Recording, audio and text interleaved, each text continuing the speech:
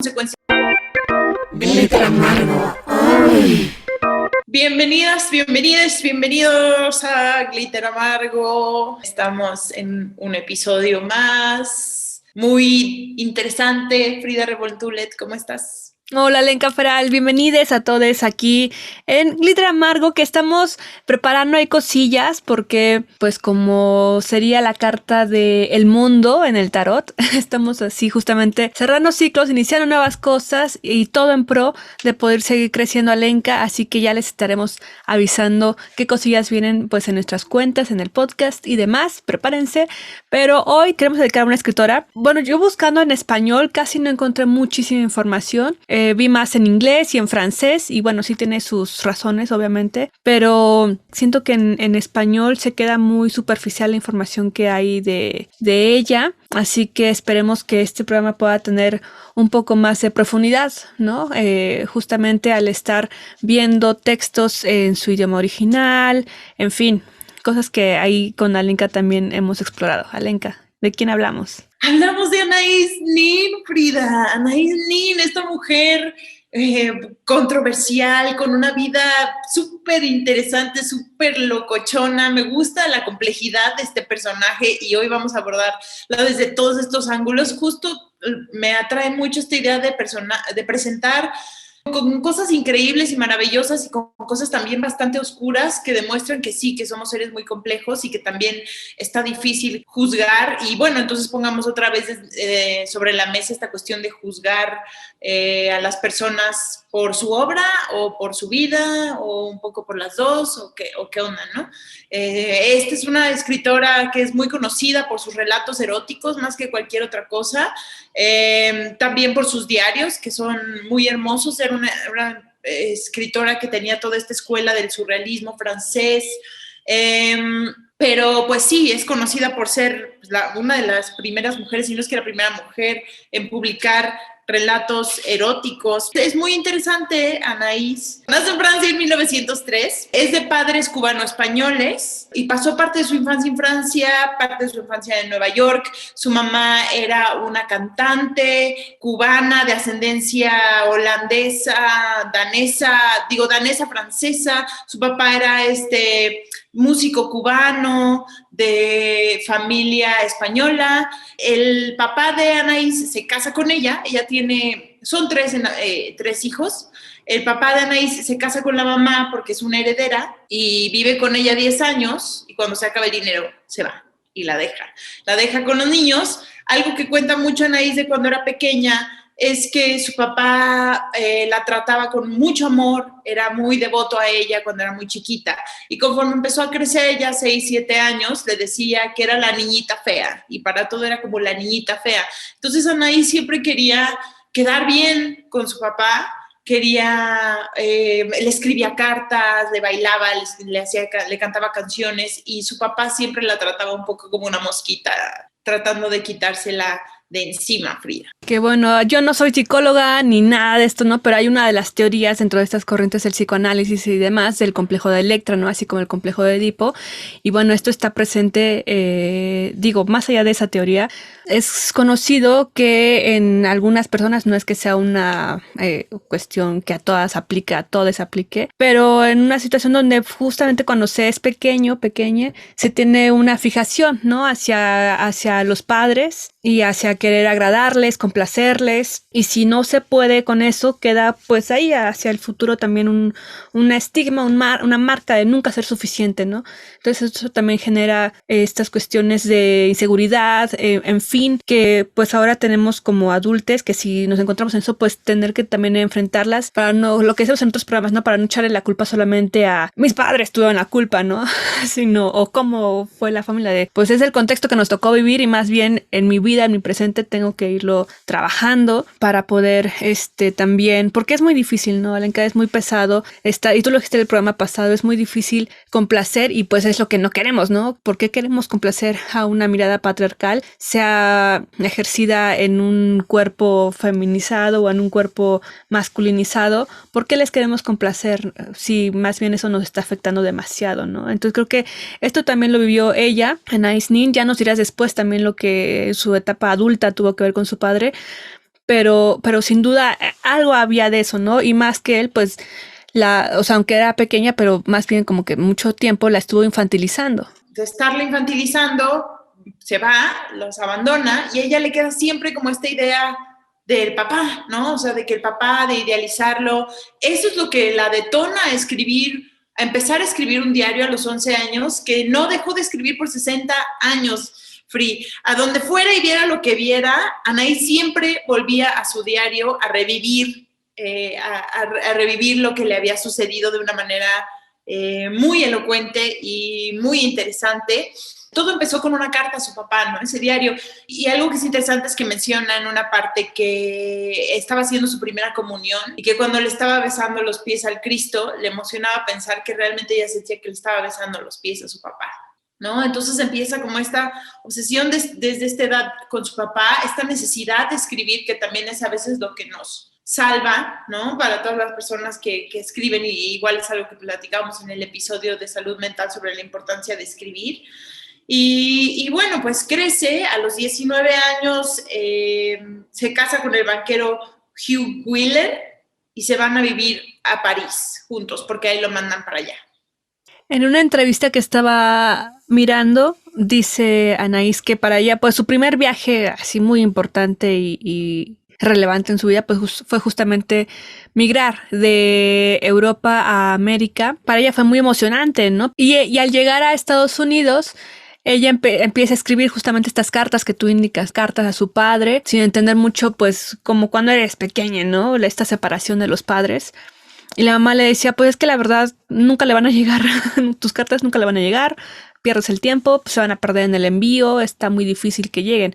Mejor guárdalas, velas guardando y velas guardando, ¿no? Como forma de diario. Y ella fue como de, Y fue que inició pues justamente pues primero en modo de cartas y ya después se aventó pues todos los años que implicó su diario, ¿no? 60 años de escribir ininterrumpidamente, wow. La verdad es que eso me parece muy, muy cabrón, muy admirable. ¿Tú, Ale, escribías diarios? ¿Escribes diario? Sí, pero por épocas. Me encanta, pero se me olvida. O sea, sí me trae mucha paz, pero híjole, está muy cabrón como realmente a veces hay cosas que nos traen mucha paz, que nos hacen sentir muy bien y aún así nos cuesta mucho trabajo como que ser constantes con ellas, ¿no? Sí. Pues así diarios y que eran diario, y que tengo en mis cuadernos todavía, pues sí, pero fue la primaria, secundaria, prepa incluso, universidad intenté seguir ese ritmo, pero pues no se fue. Y realmente ahora tengo ahí mis diarios que más bien son anecdotarios, o sea, de repente si pasa algo lo escribo, pero no es que esté diario completamente, ¿no? También el emocional, ese funciona, como lo mencionamos en otro capítulo, ese me funciona bastante bien, pero tiene ahí como algo más funcional justamente, ¿no? No un sentido de narrativa o de extenderse ampliamente. Entonces, pues así como con ese rigor, no. Pero qué bello es. Sí, la verdad, ella sí tenía ese rigor y ella sí podía hacerlo tanto que es así que si tú buscas comprar los libros de los diarios de Anaïs Nin, Free, son volúmenes tras volúmenes tras volúmenes, o sea, está muy cabrón, o sea, es obra de muchísimo tiempo leerlos. Y bueno, ella empezó a escribir justamente porque llegó a París y dice que al principio le pareció una ciudad muy promiscua, le sacó un poco de onda, como lo liberales que eran por allá, y empezó a tomar clases de baile y empezó a leer a D.H. Lawrence y pues se aburría un poco siendo como la esposa de este banquero, acomodada, le iba bien, empezó a ir a ciertas fiestas, te digo, leyó al D.H. Lawrence y eso la inspiró muchísimo para empezar a escribir. Y entonces empezó a escribir primero un ensayo sobre D.H. Lawrence y de ahí ya se soltó a escribir más cosas. Digo, eso, lo de su diario fue una constante, pero ya como de decir, voy a ser escritora, esto es a lo que me quiero dedicar. Y bueno, mientras ella estuvo allá, se relacionó con gente muy interesante, conoció a Henry Miller, Antonin Artaud, Otto Rank, Dalí, entre muchas otras. A toda la corriente del psicoanálisis, justamente. Exactamente, Frida. De hecho, eso se volvió algo importante en su vida más adelante, el psicoanálisis, y ella también hasta se aventuró a dar terapia, pero bueno, eso es un poquito más adelante. Pero sí, justo porque Otto Ranke era alumno de Freud, ¿no? Y justo traían como en boga toda esta cuestión del estudio, de la mente y todo. Entonces, Anaís empezó a tener una serie de aventuras eróticas con mucha gente, empezó a como a destapar su sensualidad, su erotismo, era una persona muy sexual y empezó a tener aventuras con personas que se iba encontrando. Y entonces invitó a cenar a Henry Miller cuando apenas lo conoció y él llegó con su esposa Juliette Edith. Y dijo, ¿quién es esta mujer? ¿Sabes? O sea, vi entrar a la mujer más hermosa del mundo. O sea, Henry Miller y su esposa eran súper pobres en ese momento. O sea, no tenían nada. O sea, ella traía sus calcetines rotos, traía el maquillaje negro súper pesado, así como todo corrido. Obviamente en esos, o sea, alguien cuando estaba escuchando esto decía, pues obviamente una mujer llegando con todos estos humores y olores, es una persona que no podía como cambiarse mucho de ropa y bañarse, pero a ella le pareció como la cúspide de la mujer encarnada en arte, ¿sabes? Y le encantó. Sí, se le conoce, ya saben, desde la mirada patriarcal como June Miller, pues por D. Miller, pero su nombre es Juliette Edith Smert y ella era bailarina y pues realmente personas, cuando estás rodeada de personas que están creativas, activas constantemente, más allá de si tienen dinero o no, digo, el París de esos años era un París lleno de artistas justamente, que se llenó de artistas inmigrantes sobre todo, pues para crear, ¿no? Más allá de la estética, digo, que justamente a Anaïs Nin se le considera muy fashionista, ¿no? Muy fashionista, con su delineado perfecto en negro, pues sí, con un muy buen cuidado de su persona, pero realmente no es que fuera, digo, en esos tiempos eran un poco más libres en el aspecto artístico bohemio que ahora, ¿no? De, ay, mira cómo está vestido o vestida. Entonces yo creo que pues sí, no, más que hacer un juicio de mira qué pobre, qué sé yo, fue de me encantan ellas, ¿no? O sea, ella y él. Sí, primero al parecer ella y ya luego lo empezó a conocer y se enamoró y empezaron un torrido romance y dicen que hacía unas referencias a cómo ella era el receptáculo de toda de la hombría de Henry Miller y que además él encarnaba y que con sus amigas luego lo hablaba todo el tiempo, así como la epítome, la cúspide de cómo debería de ser un hombre, un palo, un miembro masculino, que era como de una amiga de suya decía como de si tengo que volver a escuchar una vez más en mi casa a la hora de la cena las virtudes del miembro de Henry Miller, o sea, ya no aguantó.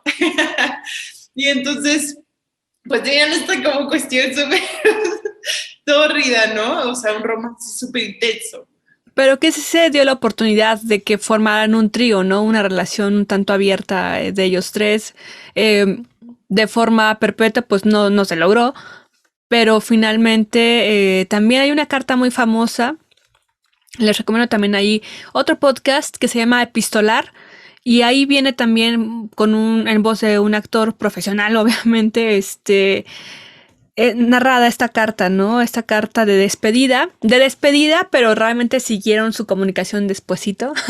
Pero en esa carta, pues, se desvive por ella, ¿no? Le dice, yo no creo que nadie más en la vida, como todos los enamorados, yo no creo que nadie más en la vida haya tenido la vida que tú y yo tuvimos, lo que tú y yo vivimos, lo que tú y yo así de bueno y Jun, con Jun también estuvieron muy chingones, ¿no? Pero bueno, en fin. El punto es de que ahí se desvive y pues sí hay una marcada diferencia de edad, él ya tenía 40 y tantos, ella 20 y tantos, pero bueno, en esta época no era como tan polémico como aquí ahora o hace unos años, en fin, que ellos pues realmente era algo completamente carnal, pero también intelectual, de la creatividad, o sea, estaban nutridos en diversas áreas, ¿no?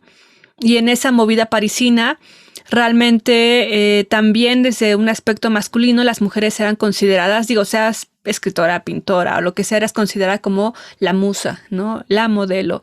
Entonces no te tomaban tanto en cuenta, sin embargo, pues son de estas pocas mujeres que lograron abrirse camino, ¿no? Justamente en el área correspondiente.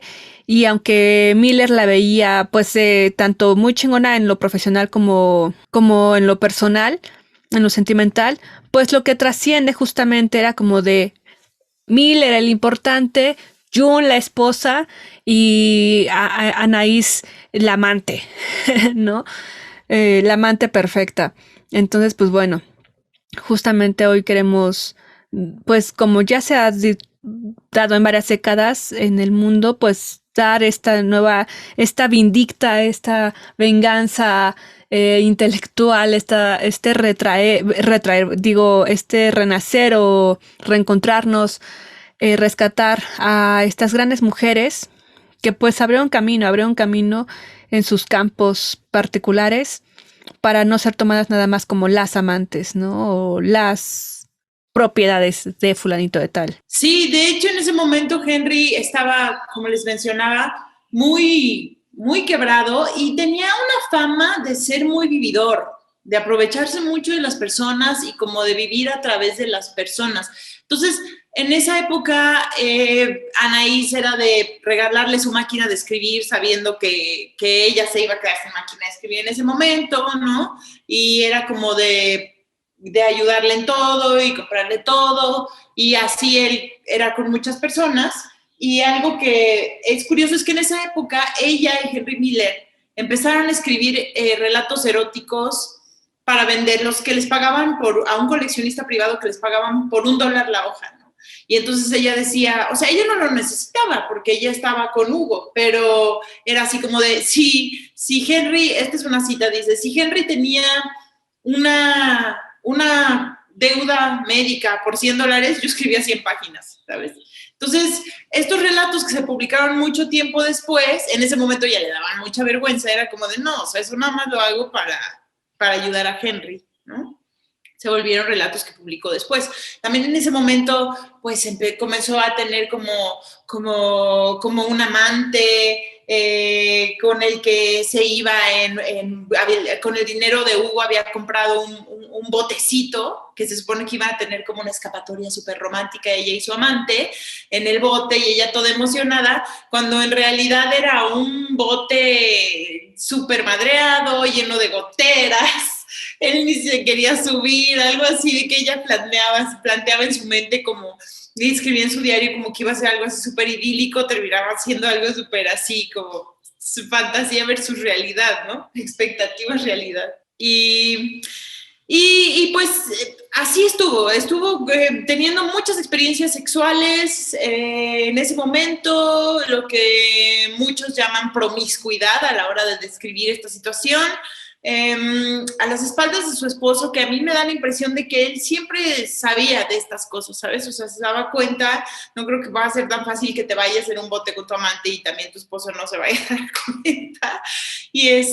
Pero era como, la quería muchísimo y la apoyaba en todo y como que quería estar con ella, ¿no? Pese a todo. Y ella siempre hablaba sobre todas estas experiencias sexuales muy descriptivamente en sus diarios, ¿no? Y su papá siempre fue una referencia muy importante para ella.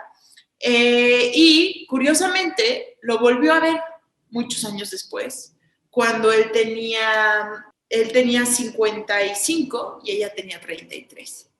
Se volvieron a encontrar y se dicen que se vieron como muy reflejados el uno en el otro, ¿no? Así como que él se vio a él mismo en ella se vio a sí misma en él, ella tenía esta necesidad de probar a su papá que ella era digna de ser querida y era una mujer que tenía, pues sí, esta necesidad sexual que dicen que en ese momento era muy excesiva, un poco como hacia lo que podría ser ninfómano, ¿sabes? O sea, esta cuestión de no poder dejar de tener relaciones sexuales con muchas personas.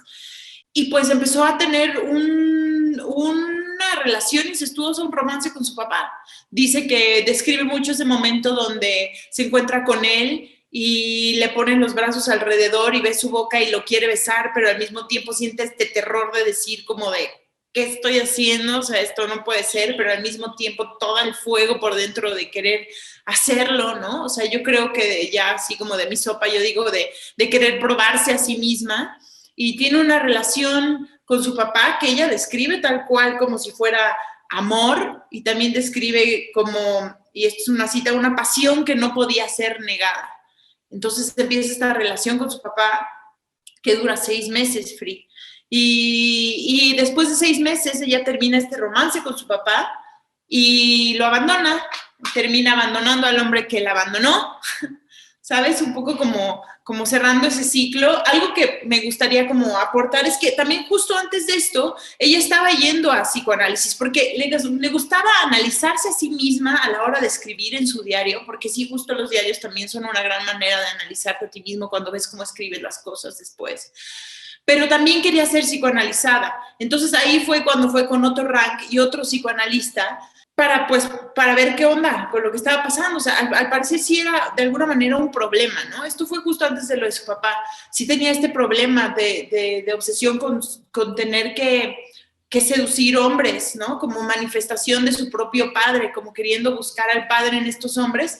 Y algo que pasó fue que los mismos psicoanalistas se dejaron seducir por ella, ¿sabes? Ella los seducía, pero algo que hacían una observación en algo que leía respecto a ella, les dijeron, una amiga suya dijo, a mí me enojó mucho eso, ¿sabes? Me enojó mucho porque pinches psicoanalistas se aprovecharon de alguna manera, ¿sabes? O sea, de ver que ella tenía este problema y en vez de ayudarla, pues él les hizo más fácil decir, ay, pues mira, pues yo también, a mí también me va a tocar. Claro, y que por eso ahora es tan importante lo que hacemos la difusión, ¿no? De si vas a buscar algún apoyo, asesoría, lo que sea psicológico, psiquiátrico, médico, en cualquier ámbito de la medicina o de la salud, y te consideras, o bueno, no quieres una violencia o al menos esta mirada desde el patriarcado, es importante que investigues el perfil de la persona, ¿no? Justamente para que no vayas a una terapia donde te van a querer terapiar bajo los estigmas y paradigmas y dogmas del patriarcado, donde, ay, pues es que tú, ¿qué estás haciendo mal tú, no? Tú tienes que aguantarle, o qué sé yo, cosas así, ¿no? También esta cuestión de la ninfomanía, pues es muy relativa. Sería bueno tener un programa de eso, Alenka, con una de nuestras especialistas, porque también tiene muchos estigmas el mencionar esto, ¿no? O sea, ser ninfómana, qué significa, qué implica, porque las personas que sufren de ninfomanía realmente no es algo como de, ay, qué rico, ¿no? O sea, lo sufren, es imposible la vida, porque se vuelve pues justamente una patología, ¿no? Entonces sería interesante y justamente cómo es de que desde la clínica la catalogaban a ella como promiscua y se aprovechaban también de, ay, bueno, no, ya que estamos en terapia, ¿no quieres aquí un rapidín? O sea, qué sé yo, ¿no? O sea, justamente cualquier cosa lejos de la práctica profesional y que pues ella en el sistema que también estaba viviendo, en la época cultural que estaba viviendo, pues también era algo como que lo dejaba fluir, ¿no? Sin poder ver mucho qué estaba pasando realmente. Pero sin embargo sus textos son parte de esta literatura feminista, ¿no? Y digamos empoderada, no me gusta esa palabra, pero bueno, ¿cómo explicarlo mejor?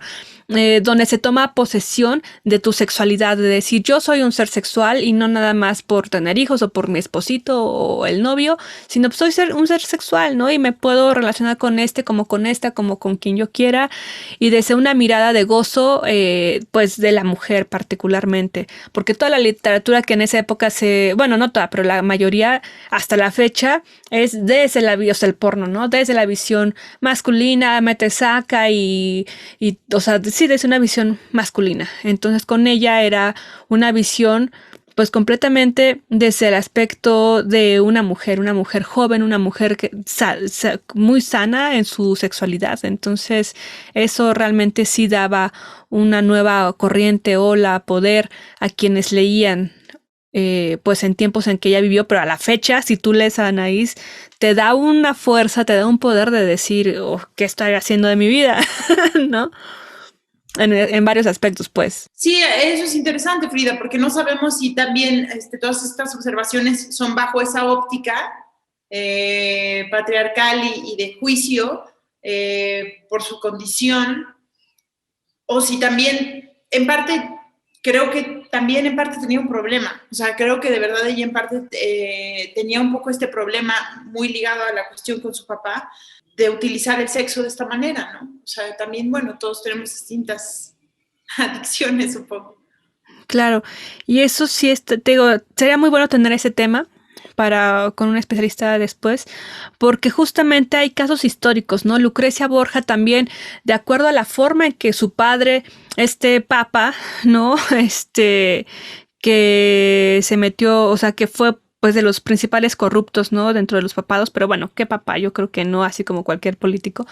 Pero bueno, él obligó, sabiendo cómo funciona este aspecto justamente que le funciona a todos los hombres patriarcal, y más en esa época fue de, las mujeres son muy débiles en sus sentimientos, o sea, por ahí les das, ¿no?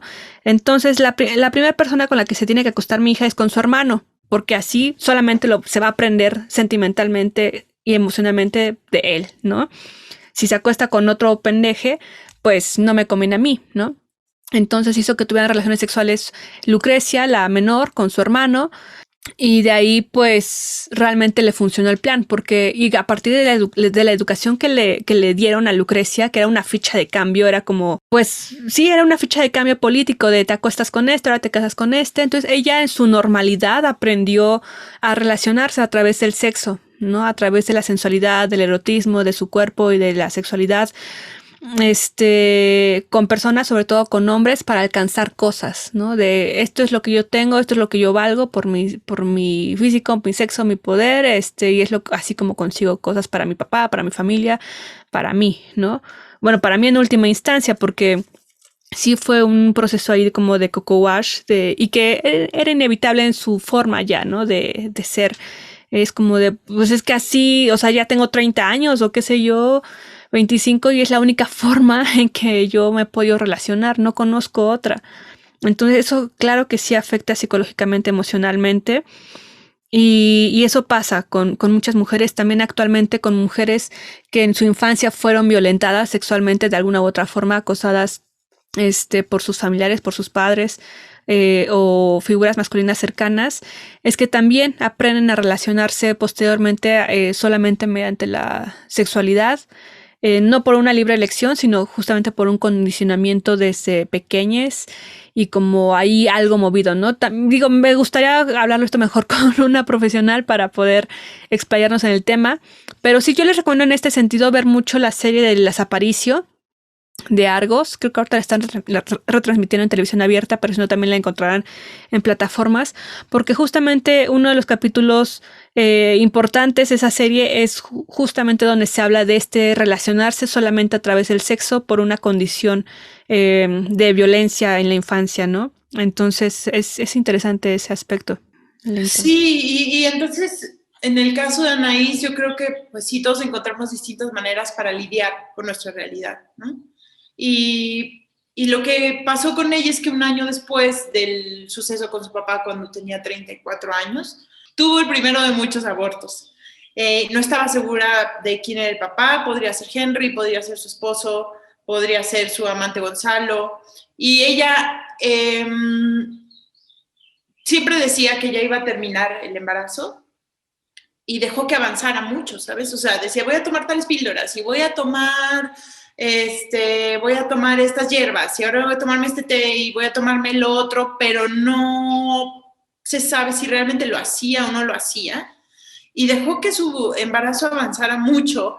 Dejó que su embarazo avanzara hasta los 6 o 7 meses y escribió lo siguiente, dice, me siento en el estudio, en la oscuridad, hablando con mi hijo. No deberías ser arrojado a este mundo negro en el que hasta las más grandes felicidades están tintadas con dolor, en el que somos esclavos a fuerzas materiales. Se movió, dio vueltas, tan lleno de energía, mi hijo. Hubiera sido mejor que te alejaras, que te hubieras quedado lejos de la tierra, en la inconsciencia, en los paraísos de no ser. Mi pequeño aún no nacido, tú eres el futuro. Preferiría vivir con hombres en el presente, no con extensiones futuras de mí misma en el futuro. Entonces, Anaís pospuso mucho su aborto y a los 6 o los 7 meses consiguieron a un doctor refugiado alemán, probablemente judío, estaba a punto de estallar la guerra y estaban ya totalmente a escondidas los judíos y lo convencieron de practicar este aborto, ¿no? y ella tiene un recuento muy claro de lo que fue ese aborto, de cómo, de una manera muy teatral, habla de cómo estaba perfectamente maquillada, de cómo sentía como su cuerpo, que le decían empuja y contrae, y de cómo le sacaron al bebé, ¿no? Y después ella convirtió lo sucedido en lo que relató en su diario en una historia corta que llamó El Nacimiento. Y los críticos la aclamaron mucho en ese momento porque lo vieron como un registro muy honesto de un aborto por parte de una mujer. No estuvo muy claro en lo que investigué si sabían a cuánto tiempo había tenido su aborto Anaís. No sé, a mí me cruzó un poco los cables, ¿sabes? O sea, escuchar que había tenido un aborto pues a un momento tan avanzado cuando ya era cuando ya podía haber nacido, ¿sabes? O sea, que se haya aplazado tanto, pero bueno, uno no experimenta en cabeza ajena. Y bueno, se simpatizó mucho con ella en ese momento y dicen que sí logró transformar de alguna manera esa situación en arte, ¿no? Con todo lo oscuro y lo terrible que fue. Y ya en 1900, no sé si tú quieras opinar algo de esto, Frida. Sí, bueno, es que ahí solamente me recuerda cuando yo iba en la secundaria que tenía, según yo, una postura muy clara del aborto. Bueno, en la primera creo que yo estaba en contra del aborto. Y digo en la primera pues porque habían temas ahí que te llegaban y yo decía, no. Entonces yo no sé si ustedes o a qué edad ustedes empezaron a discutir temas sobre el aborto o les llegaban esas noticias, ¿no? De que pasaban estas situaciones. En la secundaria realmente ahí como que empecé a cambiar y nos pusieron una película que era de la misma serie que, o sea, del mismo paquete que Amarte Duele, yo creo, con Julio Islas Iglesias, no sé cómo se llama ese actor. En fin, todo era de que te sientas culpable y terrible después del aborto, ¿no? Entonces esa era la que nos mandaban a ver en la secundaria. Y yo, punto y coma o punto final, algo así, no me acuerdo. El punto es de que yo dije, ¿what? Y sí me impactó. Entonces de ahí tuve como una posición, creo que más dura, no lo sé.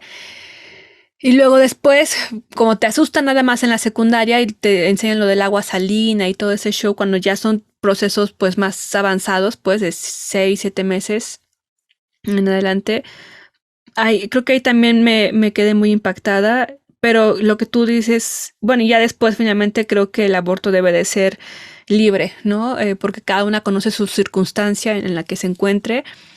Y sí es terrible, ¿no? Ver pues este tipo de procedimientos cuando ya se tienen 7 meses, 8 meses, o sea, incluso ya está a punto de nacer, ¿no? El pequeño, pero se tiene que proceder. Entonces, creo que ahí ya es la libre elección de la persona gestante que decida, ¿no? Es su cuerpo. Pero sí digo, y no somos nadie para juzgarla, ¿no? En ese sentido de por qué decidió abortar en unos meses más avanzados. Pero sí es impactante, ¿no? Es fuerte y cómo lo narra también. Sí, Frida, y cómo lo narra. Bueno, después de esto, en 1939 llegó la guerra y Anaís y Hugo volvieron a Nueva York después de 14 años de haber estado viviendo en París, y su comportamiento sexual escaló. Dicen que llegaba a tener relaciones con 3 o 4 personas al día y aún así tenía las fuerzas para llegar a su casa a relatarlo todo en su diario, a tener esto. O sea, hay quien dice... Hay un testimonio de una conocida suya que dice que le decía así como que pasaban por un taller mecánico y dice, sí, ¿ves todos esos hombres? Yo tengo relaciones sexuales con todos ellos, o sea, me relaciono sexualmente con todos ellos. No sabemos si esto es la típica chisma de la puritana o si tal vez sí era así, o sea, no lo sabemos. Yo no creo que tendría nada de malo hacerlo, pero es interesante también esta cuestión, ¿no? Como de tener esta necesidad tan cabrona. Claro, o de querer trolear a unas cuantas asustades, ¿no? Así como de, ay, mira, yo a todos estos ya. Nada más para que te quedes así de, ay, por Diosito, santo. ¿Quién sabe? Bien por ella. Y pues sí, lo que era interesante es que ella convertía todas estos encuentros en novelas, en historias cortas, Y fue muy doloroso para ella que las editoriales no estaban interesadas en su trabajo. Ella realmente quería ser una escritora reconocida en Estados Unidos y nadie la quería publicar. Y le daba mucha envidia ver que había hombres como Gore Vidal que se les publicaba en automático y a la primera, y ella nadie la quería publicar. En esa época todo en Estados Unidos era muy Hemingway, muy realismo, y ella tenía otra escuela y pues no la querían publicar. Y entonces estaba tan determinada en ser publicada que compró su propia prensa, claro que con el amigo de Hugo, una pequeña prensa, y empezó una imprenta, y empezó a promocionar y publicar su propio trabajo y el de algunos de sus amigos. Y dicen que imprimir era muchísimo trabajo, que a veces se quedaba hasta 12 horas imprimiendo y que entonces cada libro que imprimía era una labor de amor extraordinaria. Y pues Hugo, que era muy devoto de ella, era el que estaba financiando esta operación. Se me hace muy interesante que tomara en sus manos publicar sus obras. Es algo que me recuerda un poco a Virginia Woolf, que también hizo su propia imprenta para poder publicar sus libros y los de su esposo. Ellos ambos lo hacían. Eso se me hace una labor muy hermosa. Por esa época se enamoró de un hombre que conoció en un elevador, que era un joven actor sin trabajo que se llamaba Rupert Paul. Y entonces se conocieron. Dicen que se vieron, que casualmente el destino los puso juntos porque los dos iban a la misma fiesta, y entonces que llegaron a la fiesta y que se quedaron hablando los dos juntos en una esquina. Él era muchos años menor que ella, y que él decía, todos estaban muy celosos porque todos querían hablar con Anaís, pero yo la tenía para mí acaparado en una esquina. Y entonces empezaron a tener un romance, y él le dijo, vete conmigo, te voy a enseñar cómo es Estados Unidos realmente, voy a ir a California, ¿no quieres venir conmigo? Vamos en un road trip tú y yo, en un paseo de coche. Y ella así de, sí. O sea, eso se me hace muy loco, como ella podía, o sea, se iba así, no le importaba, eso está muy, muy chingón. Y entonces, o sea, chingón por un lado, y también está medio feo que engañara a su esposo de esa manera. No sé qué acuerdos tenían ellos, eso es algo, pero se pone aún más loca esta situación. El punto es que se fueron de viaje, y a muchos les sorprendió porque él era muy diferente a todas las personas con las que se rodeaban ahí. O sea, ella se rodeaba de muchos artistas e intelectuales, y este era como un vato mucho más básico, mucho más de bosque, mucho más tranquis. Pero se enamoraron, y ella decía justamente, cuando le preguntaron así, oye, eso te hace raro estar en una relación con alguien que no es un artista como tú, y ella puso, en una relación no puede haber dos artistas, y si tiene que haber una, prefiero ser yo. Entonces... Ay, qué fuerte, no estoy de acuerdo. Digo, yo creo que para los egos de una persona creativa tal vez, pues ahí haya pleito, pero yo creo que se puede convivir muy bien, ¿no? ¿Quién sabe? ¿Quién sabe? Yo también, pero bueno, ve por ejemplo a Einstein también, o sea, hay muchas historias de banda que no, o sea, como que es como si dos genios del mismo nivel, o sea, fuera una competencia, que bueno, no, luego dediquemos un programa a lo de Einstein, porque eso también es algo que nos hace pasar muchos corajes. Del poco reconocimiento, el casi nulo reconocimiento que se le ha dado a Mileva Maric, su primera esposa, por toda su aportación al trabajo de Einstein y a la teoría de la relatividad. Pero ese es otro tema, lo hablaremos después. Se prefirió casar con su prima, que no tenía nada que ver, y a costa de Mileva en muchos aspectos. Pero bueno, entonces empezaron esta relación, y Hugo hasta le construyó una pequeña casita sencilla y austera en California para convencerla de que dejara a Hugo y se fuera a vivir con él. Y entonces, después de mucho insistirle, ella le dijo, sí, está bien, me voy contigo. ¿Pero qué hizo Anaís?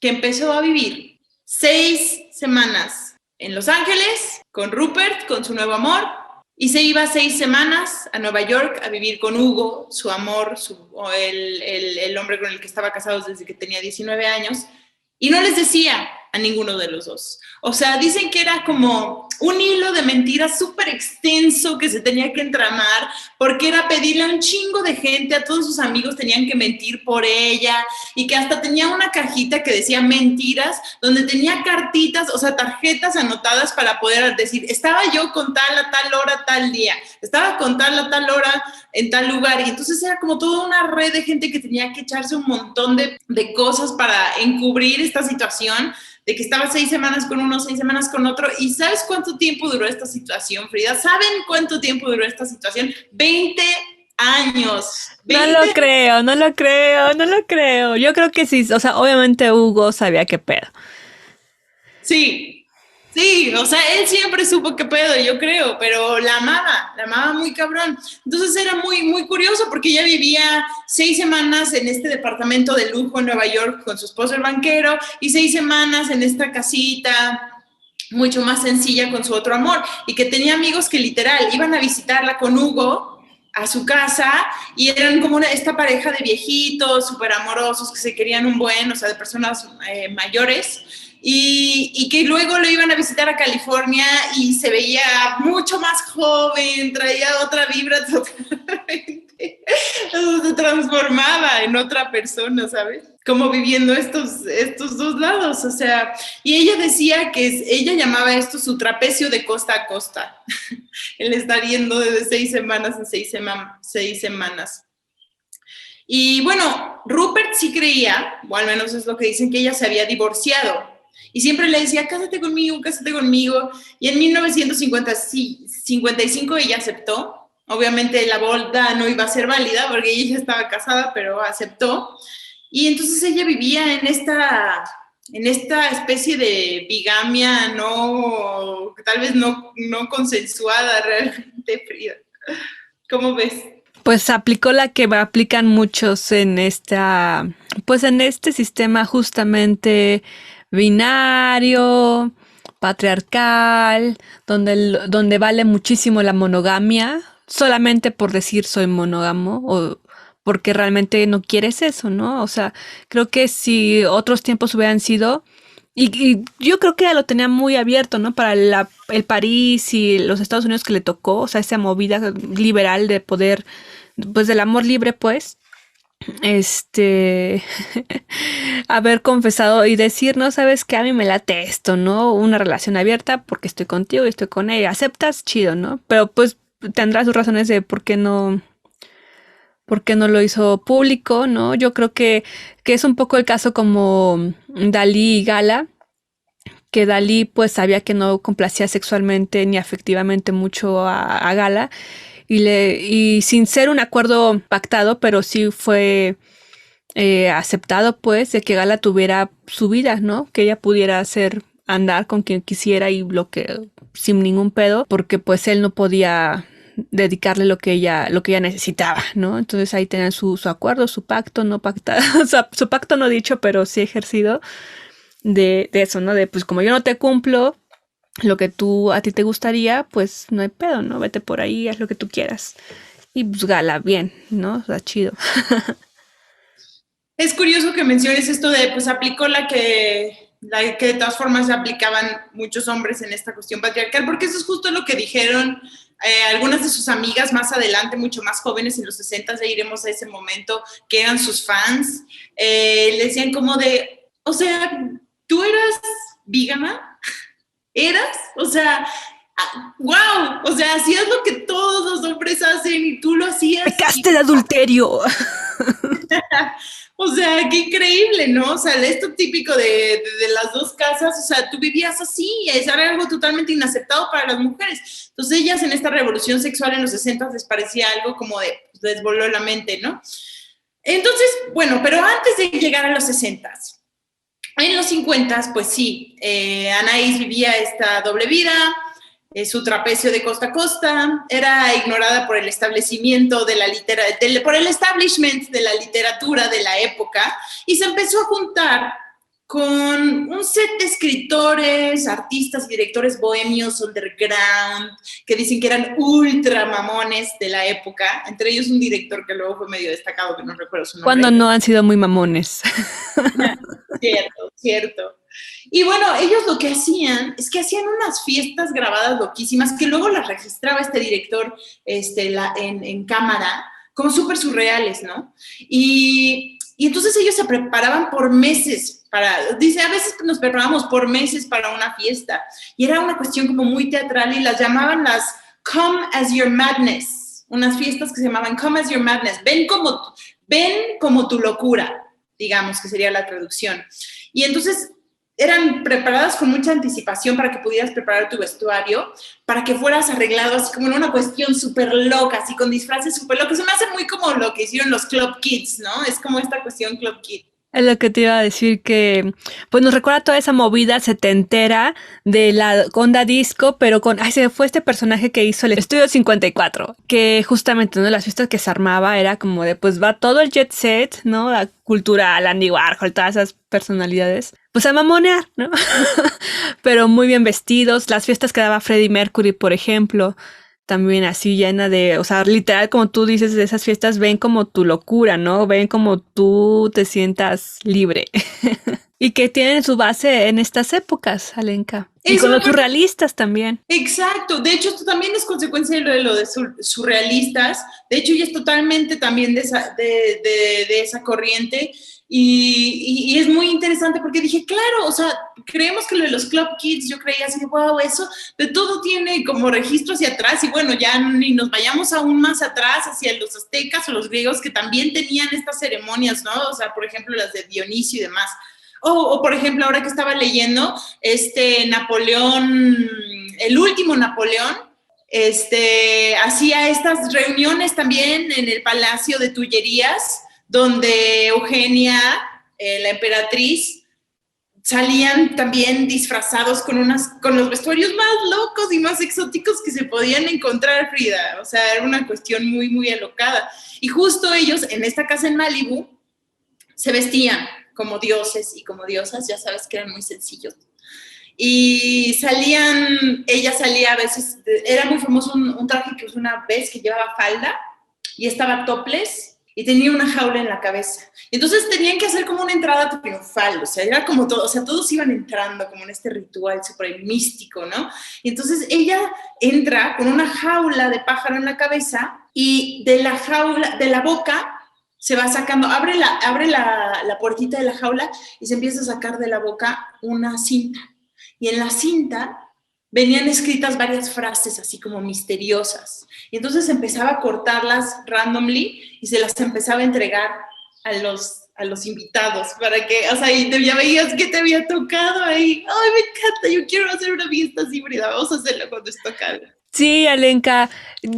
Por ejemplo, a mí me pasa mucho con las fiestas de Día de Muertos y Halloween que yo sí me sentí, a mí me encanta el Día de Muertos, pero esas fiestas se me hacían como de, no sé, me daba con mucha pereza arreglarme porque al final como que todos terminábamos sentados o qué sé yo, ¿no? Pero este tipo de fiestas donde te tienes que arreglar y construir, sea con basura o con lo mejor que tengas, y hacer un performance, eso a mí me gusta muchísimo, ¿no? Y como mantenerte ahí en un personaje, eso a mí me genera, creo que es una cosa que se debería de retomar. Seguramente ha de haber muchas por ahí, pero hay que armar una link.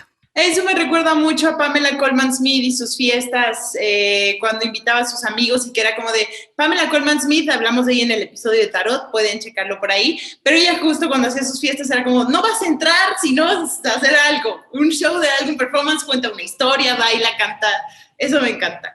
Pero bueno, pongamos que para 1966, unos años más adelante, se publicaron los diarios de Anaís, editados, esto es importante mencionar, fueron publicados en el auge de la revolución sexual y entonces las mujeres se volvieron locas, estaban encantadas porque les parecía un recuento muy franco de su vida, de sus romances, les encantaba la idea de que había sido amante de Henry Miller, o sea, todavía un poco como con esta idea y aunque fue una versión muy editada, es más, estaba tan editada que hasta su esposo Hugo se había negado a aparecer en esa versión, dijo yo no quiero aparecer, entonces parecía que ella nunca se había casado, ¿no? O sea, en esa versión, entonces decían, wow, es esta mujer que nunca se casó, es esta mujer que siempre estuvo, o sea, se paró sola, y es esta mujer que tuvo sexo con quien quiso, y era esta mujer libre, y estas mujeres en el feminismo de los 60s fue algo súper increíble para todas ellas. Sí, es en el diario, este sí tiene un nombre, es llamado Incesto, se llama.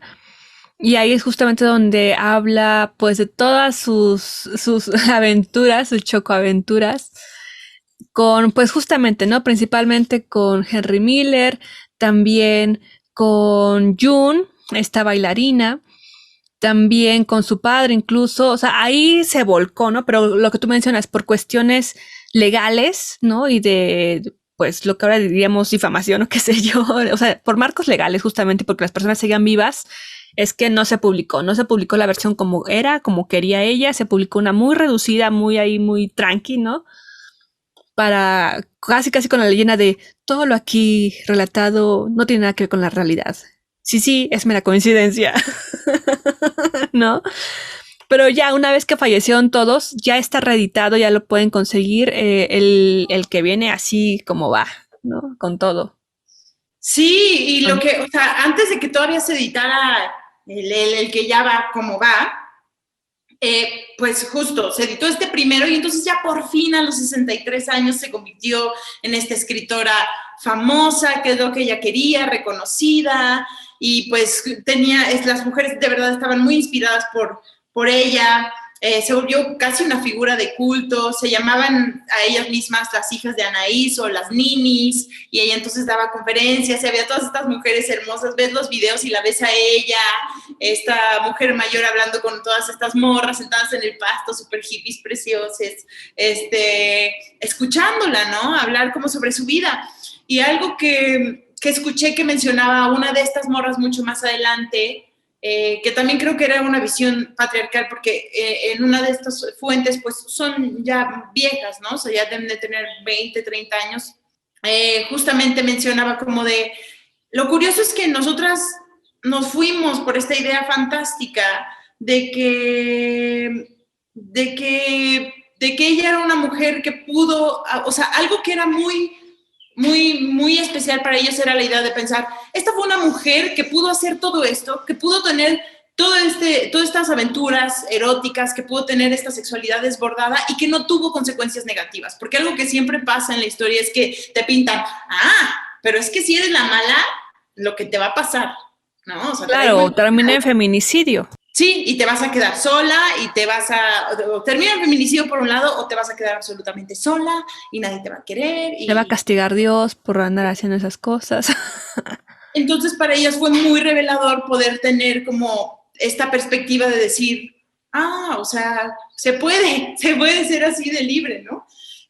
Una de ellas sí decía como de, bueno, pero tampoco habló de las consecuencias, o sea, muchos nos fuimos por la idea de que ella había sido esta mujer súper libre que nunca había dependido de ningún hombre, cuando en realidad sí había sido una mujer que siempre había contado con el apoyo de otros hombres, entonces muchas de nosotras pues nos fuimos con esa idea y nos quedamos completamente solas más adelante. Pero bueno, creo que no tenían estas conversaciones en ese feminismo sobre estas otras formas de amor, ¿no? O sea, creo que también todavía había esta forma de amor romántico muy convencional y la idea de entender que no necesariamente tienes que estar con alguien, ¿no? Para ser feliz y que hay muchas otras formas de tejer afectos y amores como entre, pues, la gente que quieres, ¿no? O sea, entre tus amistades, entre tu familia, bla, bla, bla. Pero se me hizo muy interesante que diera ella esta nota así como de, no nos advirtió que ella sí tenía un hombre que la tuviera. Ella sí tenía un sugar daddy. Ay, eso es otro tema, Alenka, los sugars y las baby, sugars y babies, ¿no? Digo sugar daddy y sugar babies, porque es un temazo también. Sí, a poder discutir. Sí, lo es. Y también tiene como, sí, pues sí, sí. Pero, es que se me fue el hilo. Sí, te iba a decir que entonces ella fue muy conocida porque en ese momento también se publicaron estos relatos eróticos que ella escribió en los 40 que les conté hace rato que escribía para pagar las cuentas de Henry Miller, de $1 por página. Pues salieron esos relatos, Little Birds y Delta de Venus, son, y pues justo los escribió para un coleccionista privado que le decía, esta es una cita así de, más porno y menos poesía, ¿no? Y entonces, pues estaban como escritos de esta manera, los publicaron, y sí tenía esta estructura de porno masculino, ¿no? De historia pornográfica masculina, pero las descripciones y el lenguaje eran muy florido, eran los suyos, y estos son los relatos eróticos escritos por una mujer que les digo que ella fue de las primeras mujeres en hacerlo, y también Anaís es muy conocida por eso. Y entonces para algunas feministas, cuando esto sucedió, era como, para algunas dijeron, ay, qué chingón, qué liberador, y otras decían, no, es que eres muy tradicional, ¿no? Entonces, y también hubo como esta crítica por otra parte de las feministas, como de juzgarla por eso, como de decir, pero no entender que pues es de otra época, es otro contexto, no sé. Y también el fin de esos relatos. Ella nunca hubiera querido que se publicaran esos relatos muchos años antes, y tal vez con el tiempo dijo, bueno, ya que salgan, ¿no? Pero no era algo que ella dijera, puta, esto es lo que quiero que me represente. Claro. Hay un compilado que se llama Pájaros de Fuego, justamente que reúne 13 relatos eróticos que se abordan desde una óptica pues femenina, pues por ser bajo la pluma de una mujer, de Anaïs Nin. Sin embargo, como lo mencionas, en varios de ellos se siente pues esa búsqueda de que el lector objetivo es un público tal vez masculino. Sin embargo, de alguna forma le da una vuelta, hay ahí un subtexto y texto literal de denuncia, de ironía, de criticar, de decir, a ver, esto, yo ya les conté esto, pero realmente, o sea, dejan una interrogante tal vez, ¿no?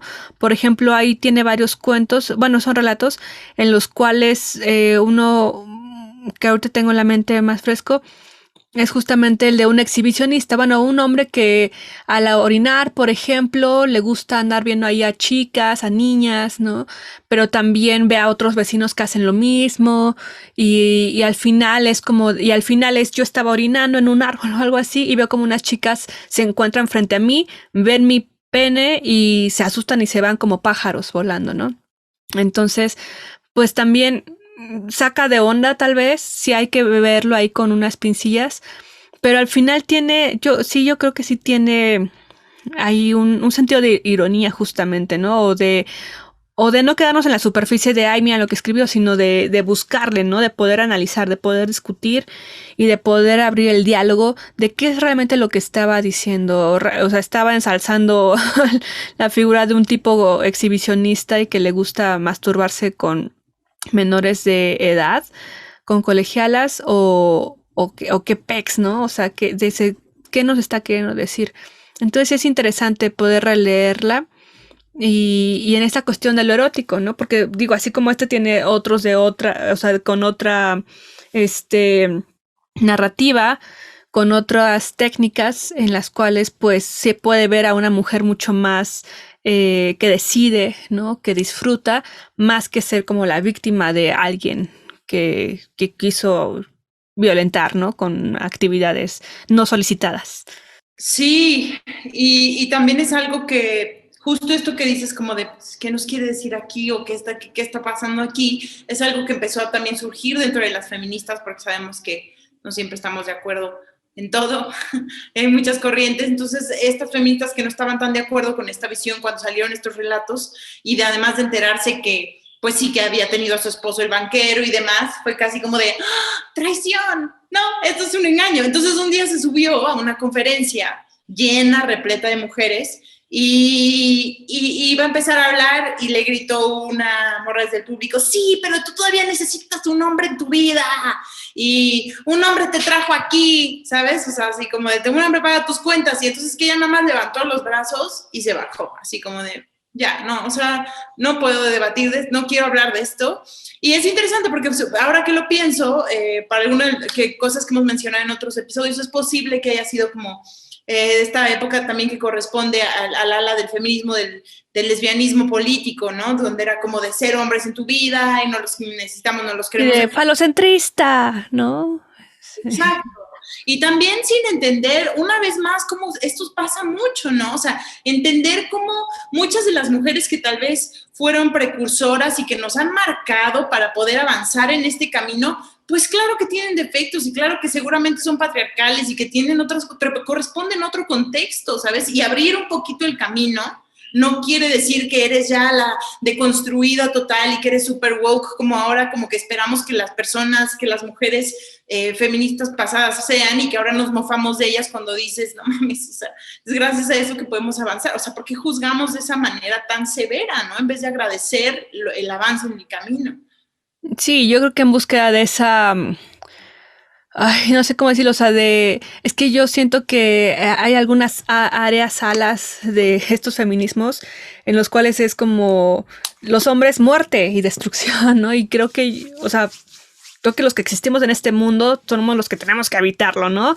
Son muchas especies, hay y con ellas vivimos, entonces yo no creo que sea una cuestión de, de hacer un campamento, ¿no? En el cual se recluya a los hombres y se les extermine, o por ende se les odie. Obviamente que hay una deuda histórica y un sentimiento cuando, o sea, tú vas por la calle y ves a un vato venir hacia ti, un vato completamente, heteronormado y sí, muchas veces te abres, ¿no? Te vas a la trasera o pasas como más, no sé, tu cuerpo cambia, tu sentir.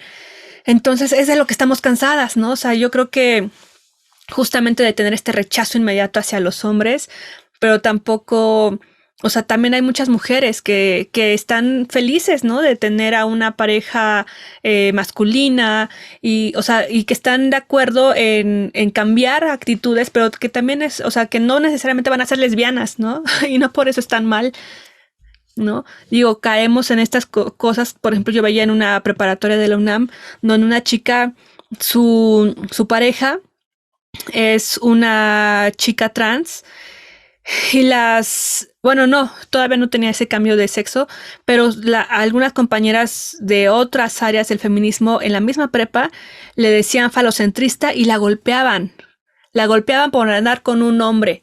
Y es como de, pero es que no es un hombre, o sea, es una chica y yo ando con ella más allá de lo que haya entre sus piernas, ¿no? O sea, ¿por qué pedo, no? Porque y me golpean y me violentan por ser falocentrista, o sea, en su criterio, ¿qué onda, no? Y creo que es donde no debemos de caer, ¿no? En esos discursos y ejercer el odio. Sí, entender de dónde venimos y hacia dónde vamos, y también agradecer todos estos puentes que se han ido creados, de pronto sin decir así como de, pues es que a mí me ha tocado mucho como escuchar así de, sí, pero esa feminista vieja ya tiene ideas que no, o sea, hay que entender las cosas en su contexto. O sea, también Anaïs Nin nació en 1903, ¿no? No es lo mismo que ser una morra, no solo por la época, sino lo que significó ser una morra que fueras adolescente en 1960. Es universos así de salto cuántico de espacio, ¿no? Entre las mentalidades, por las revoluciones sexuales y que sucedieron en esa época, ¿no? Por el despertar que hubo en ese momento. Entonces, o sea, creo que esas cosas son muy importantes también de tomar en cuenta. Claro, y los privilegios que se llegan a tener, pues ni modo, o sea, por más que yo diga, pues es que tú eres súper privilegiada, mejor cállate, es como que, o sea, pues no, ¿de qué va, no? O sea, porque tengo privilegios, ya no puedo hablar, no puedo participar, tampoco tengo una historia. Tal vez tengo una historia menos cruenta en un aspecto como el que tú has tenido, pero tengo mi propia historia y ese es el caso de esta mujer. Tal vez ella tuvo sus privilegios de poder ser, pues patrocinada, ¿no? En lo que ella deseara, pero no, o sea, pero finalmente también aportó a una comunidad, o sea, es lo que mencionábamos en otros programas también, ¿no? El privilegio que tengas, pues úsalo para cosas de provecho más que para digo, también disfrutar, ¿no? Pero si podemos usar con provecho, sí, ser productivas con el privilegio mucho o poco que tengamos, pues hay que hacerlo, ¿no? Y Anaís fue muy productiva, lo fue, y creo que vivió una vida bastante interesante. No podremos decir que vivió una vida aburrida, ¿no? No podremos decir que no experimentó, que era algo que a ella le importaba mucho y era una de las razones por la que escribía en su diario, y casi que la vida y su diario se retroalimentaban, ¿sabes? O sea, casi que vivía, le gustaba experimentar cosas para poder llegar a anotarlas en su diario y luego de su diario poder volver a la vida y dejar ese registro, ¿no? Entonces ella realmente sí tenía como este interés por esta vida apasionada, y la verdad es un ejemplo, es curioso porque lo hablábamos en el episodio de Tina Modotti, ¿no? Que terminó también de una manera muy distinta, teniendo una vida también muy apasionada, y Anaís tuvo la fortuna de vivir una vida bastante chingona, ¿no? O sea, bastante buena y terminar bastante bien. O sea, murió en 1977 de cáncer cervical después de una batalla con él, pero habiendo vivido una vida bastante plena y feliz con sus dos parejas. Después de que murió, su pareja más joven, Rupert Paul, quería publicar los diarios inéditos de Anaís, pero se esperó hasta que muriera Hugo, que era el esposo de Anaís, para publicarlos, ¿no? Justamente, pues no sé si por respeto, por no meterse en pedos. Yo quiero empezar por respeto, pero no sabemos. Pues por todo un poco, ¿no? Digo, ya alguien fallecido no va a regresar a, a decirte que por qué dicen esas cosas de él. Hay quien decía que Anaís no hubiera querido que se revelaran tantas cuestiones íntimas de su vida, por ejemplo, como la relación con su papá y demás. Hay quien dice que, bueno, Rupert dice que ella sí quería que se publicaran, que ella quería que se publicara esto después de su muerte, y hay quien dice, híjole, a mí no me pareció que se publicaran estas cosas cuando todavía varias de las personas implicadas estaban vivas. Lo que sí se sabe es que estos diarios, algo que tienen de controversial, estas nuevas versiones inéditas, bueno, nuevas entre comillas, es que Anaís las trabajó y las retrabajó y las retrabajó. Entonces dicen, o sea, más que realmente un diario tal cual, es en parte una novela, ¿no? Y hay quien dice como de, pues está lleno de máscaras y de mentiras y de proyecciones de lo que a Anaís le hubiera gustado ser. Pero hay quienes son cercanos a ellas que dicen, yo la conocí, fuimos amigas mucho tiempo y para nada, o sea, Anaís era como se muestra aquí en los diarios, ¿no? Entonces eso se me hace también como un detalle interesante, pero también es como esta película de The Big Fish, ¿no? Es como mi reflexión final.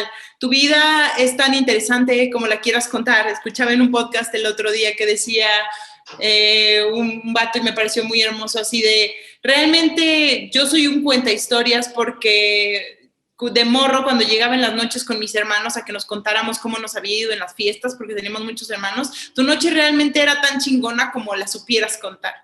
Y eso sí, o sea, creo que tu vida es tan chingona como la sepas contar. Mi papá siempre también dice algo que es muy bonito, que es como que cosas chingonas y excepcionales nos pasan a todos. El chiste es que sepas cómo contarlo, ¿no? Que sepas contar cómo fue ese momento, esa anécdota de cuando fuiste a comprar las tortillas y te topaste con tal. Claro, pues ahí es la diferencia de, pues, vivir, ¿no? Tu día a día a crear una historia, ¿no? Porque pues sí, a todos nos pasan cosas, pero ¿dónde está el ojo para decir, mira, hoy pasó esto, ¿no? Que pasa mucho en Instagram, digo, no con todas, pero después, pero yo lo veo contigo, ¿no? Que vas por la calle, vas por ahí y de repente vas contando una historia con las imágenes que te vas encontrando, ¿no? Y es como, es así.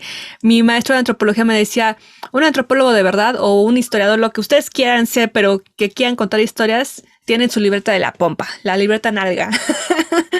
Que van en el metro, donde sea, la sacan y cómo mira, cómo va, hacia dónde va, cómo camina, cómo va vestido, de qué estarán chismeando esas dos personas que están ahí, ¿no? Dice, somos bien chismosos. Y libreta nalga para anotar todo.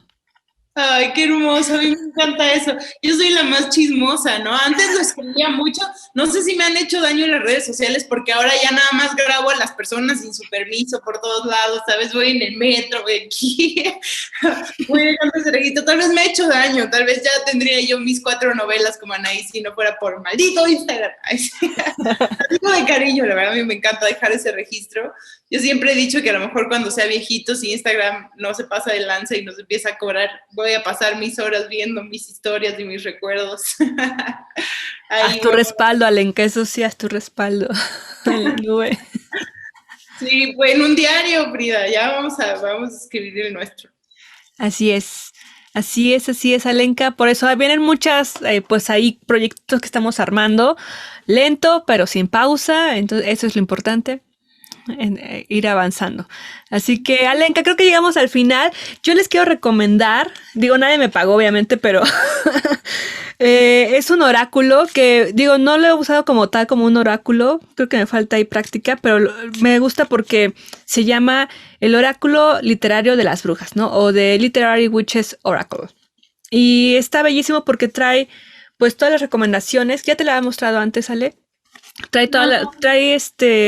Bueno, cada carta es una escritora sabia, maga, ¿no? Entonces tenemos desde Virginia Woolf, justamente tenemos aquí la carta de Anais Nin, a Sylvia Plath, tenemos a María Sabina, a Gertrude Stein.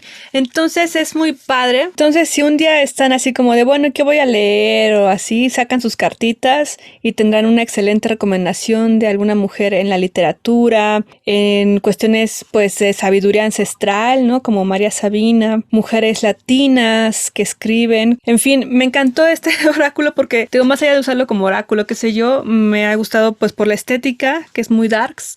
Y también por las recomendaciones, porque tenemos a mujeres pues, de descendencia africana, de descendencia latina, orientales también, toda esta mezcla y diáspora que las mujeres han tenido también en la cultura. Entonces, me encanta y pues sí, ese oráculo cuando sacas la carta de Anais Nin dice viajar por el subconsciente, ¿no? Y tenemos a una Anaís ahí desnuda, vestida solamente por las nubes y muchos ojos alrededor de ella. Entonces me encanta. Fiestas. Como sus fiestas. Sí, Ale. Yes, Frida. Pues me gustó. Me he divertido mucho haciendo este capítulo. Espero que lo hayan disfrutado como nosotras. Me quedo como frase final con esta reflexión de que nuestra vida es tan interesante como nosotros la queramos relatar. Así que... pues como dice Frida, próximamente nos estamos viendo. Compartan los episodios con sus amigas, los que les gusten. Síganos, coméntenos. Nos encanta escuchar de ustedes. Esto fue Glitter Amargo. Frida Rebontulet, muchas gracias. A ti, Alenka. Nos escuchamos. Glitter Amargo.